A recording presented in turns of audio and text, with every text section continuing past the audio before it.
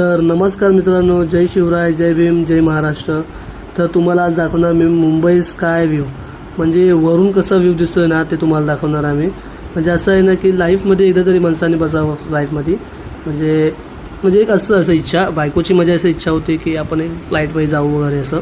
तर आम्ही नक्कीच गेलो आहे, तिला घेऊन गेलो मी. तर तुम्ही बघू शकता, हे बघा आता खूप स्पीडला जाते.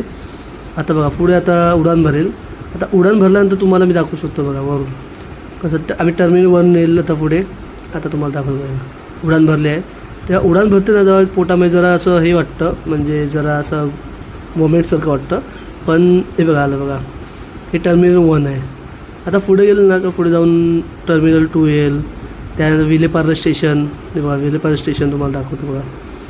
पुढे जाऊन बघा, हे बघा विलेपार्ले स्टेशन येईल. हे बघा या साईडला बघा विलेपार्ले स्टेशन येईल. पुढे जाऊन मग ते चनी रोड येईल, मरीन ड्राईव्ह येईल. ते हे सर्व दिसून इथून दिसेल बघा. हे बघा वरती आलं आता पुढे बिल्डिंग बघा, एकदम छोटीशी मुंग्यांसारखी दिसते एकदम लहान लहान एकदम. हे बघा गिरगाव चौपाटी, ते बघा गिरगाव चौपाटी आहे. आणि वरून एक पूल दिसतोय समोर. तो आता वर्ली स्किलिंगपासून ते वर्सोवा ब्रिजला आता अटॅच होते. बघा वरून दिसते तुम्हाला. हे बघा हे तिथे अटॅच होणार आहे, त्याचं काम चालू आहे. हे बघा वरती आम्ही एकदम आलो आहे.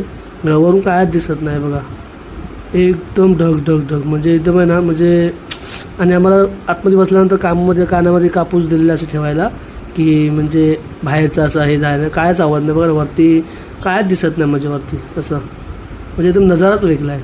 हे नजारा बघण्यासाठी एकदम म्हणजे हे होत होतं बघा मित्रांनो. वरून कसं वाटतंय. आम्ही 1:30 वाजताची फ्लाईट पकडलेली. तर हे बघा वरून व्ह्यू बघा कसा आहे, मुंबई स्काय व्ह्यू. हे बघा पूर्ण ढग आहे ते बघा.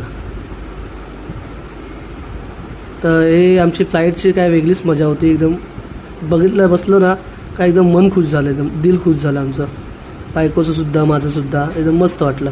तर तुम्ही पण नक्की एकदा जाऊन या, म्हणजे फ्लाईटमध्ये बसून असं मुंबई व्ह्यू बघा वरून स्काय व्ह्यू. तर छोटासा ब्लॉगमध्ये कमेंट करा, लाईक करा. थँक्यू.